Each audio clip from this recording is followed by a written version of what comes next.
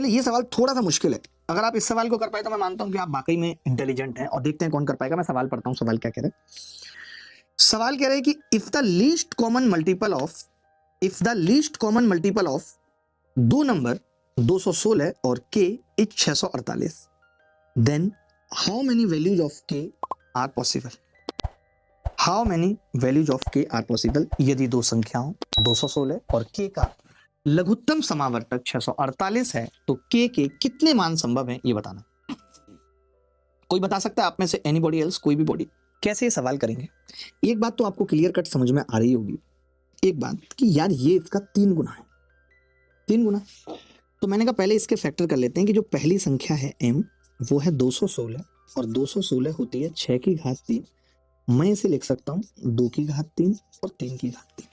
ये लिख सकता हूँ भाई, लिख सकता हूँ? आपने कहा बिल्कुल लिख सकते हो। दूसरी संख्या है k जो मुझे बतानी है, और ये दिया हुआ है कि इन दोनों का एलसीएम 648 यानी 3 गुणा 216।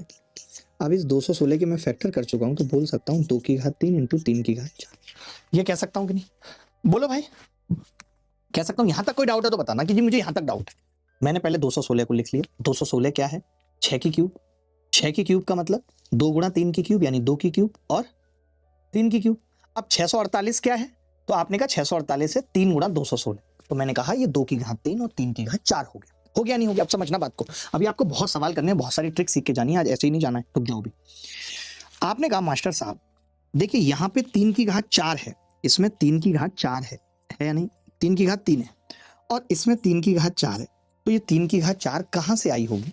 तो आपने कहा कि जी के में गारंटी है कि 3 की घात 4 रहा होगा या नहीं? बोलो। आपने कहा बिल्कुल रहा होगा, क्योंकि 3 की घात 4 कहीं से तो आएगी ना एलसीएम में।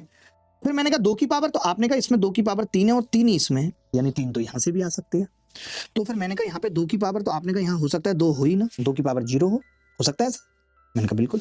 आपने कहा हो सकता है 2 की पावर 1 हो, मैंने कहा ये भी हो सकता है, क्योंकि 2 की पावर 2 हो ये भी हो सकता है, 2 की पावर 3 हो ये भी हो सकता है। तभी एक लड़का बोला 2 की पावर 4 क्यों नहीं लिया मास्टर?